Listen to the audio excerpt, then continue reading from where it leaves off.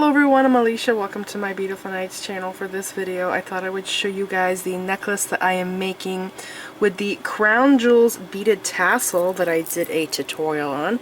If you did not see the tutorial for this tassel, I will link it in the description bar. It is absolutely amazing. I got the idea to make this tassel from a beaded bead that I had designed with blue beads. I'll put a picture for that. Okay, this was some time ago, and after I made, a few months back, after I made that, some time went by again, and I made another beaded bead, but with bellflower beads, so I'll have a picture for that, okay?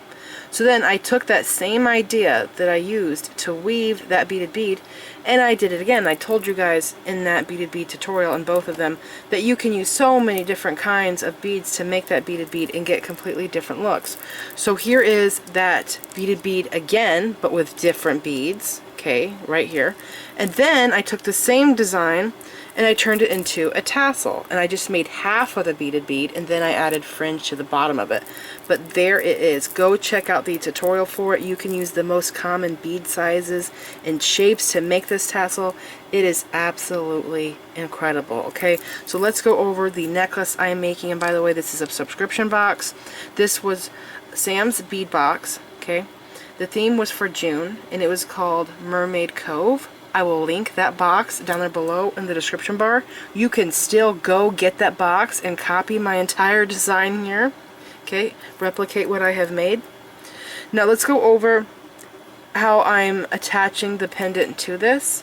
When I first made this, if you go watch the tassel video, I had these beads strung up where the bead stringing wire was actually coming out down here.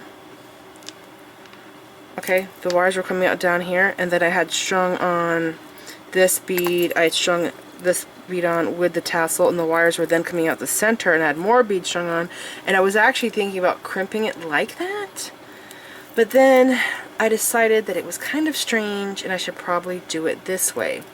Now I want to show you a necklace that I made not too long ago, right here. This was called Butterfly Garden. I think that was the name for it. Okay, I'll move this to the side. This is made with gorgeous beads. Okay, you can see I have a center bead back here. There's owls in it. There's butterflies, flowers, leaves. The colors are gorgeous. And then this here flower is a tutorial that I did. I showed how to make this flower into earrings and a ring. And actually, this whole flower started out as a component in a bracelet, so I'll put pictures up for what I'm talking about. Again, the first time I designed this flower, it was in a bracelet, so I'll have a picture for that. And then I ended up making earrings with it, with 2 leaves at the bottom, and then I did it into a ring case. And go watch those videos. Now with this one here, I strung up my beads, okay, and like I was just talking about, I brought the wires out down here, so I passed the wires through the 8OC beads here on the side, and then I ended up meeting them together, and I just crimped that there, and then I did a jump ring, this butterfly bead with a metal tassel, chain tassel there. But I was thinking about making this Mermaid Cove bracelet, or necklace, not bracelet, kind of like this one, but then I didn't want to crimp it down here like that. I don't know why, it just, I wasn't happy with it, and so I decided to add a clasp. So that's what I did. Okay, I did a 6mm spring ring clasp and a lobster claw there. I used soft flex beading wire, which I thought I had sitting out. Now I don't see it. I don't know where I put it at.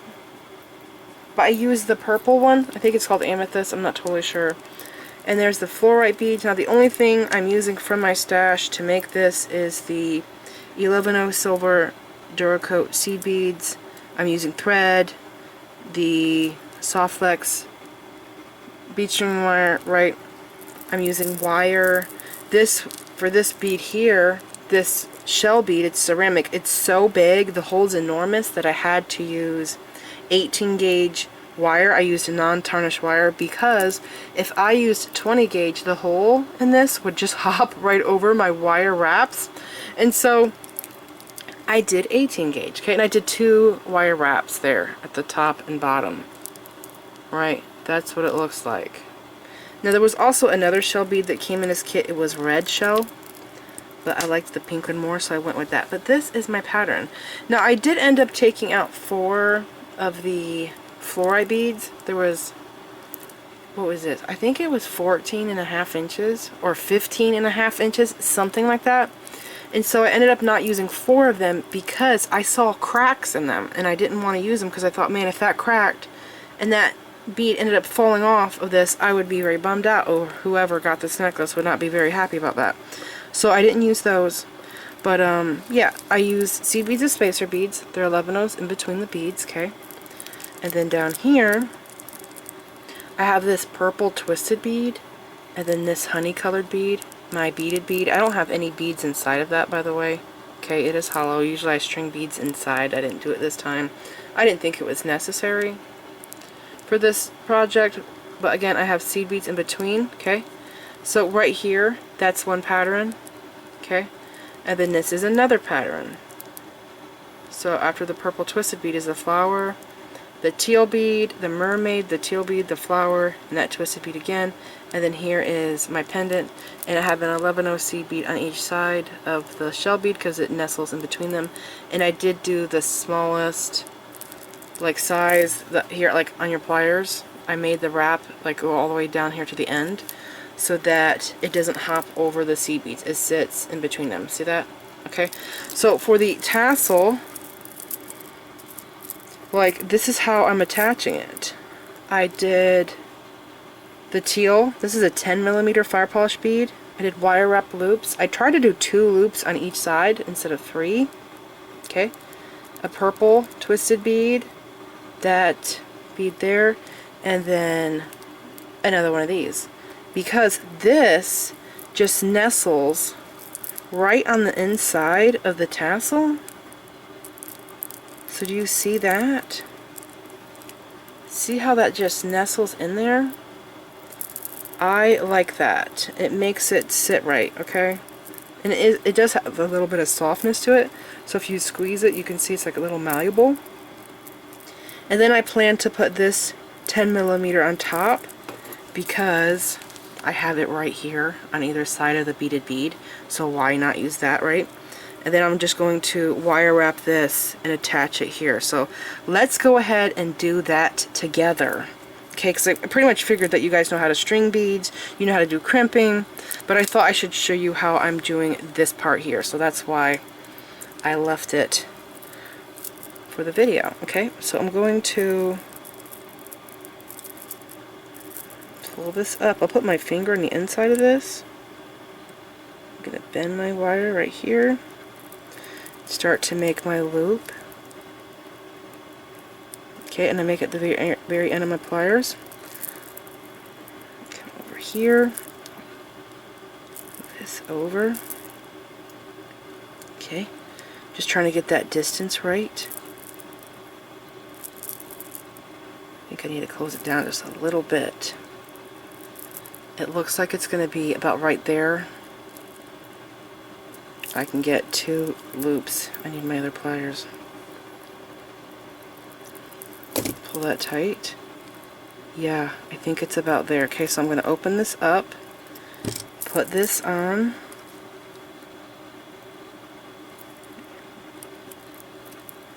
Yeah, that way or this way? I think the other way should probably look better.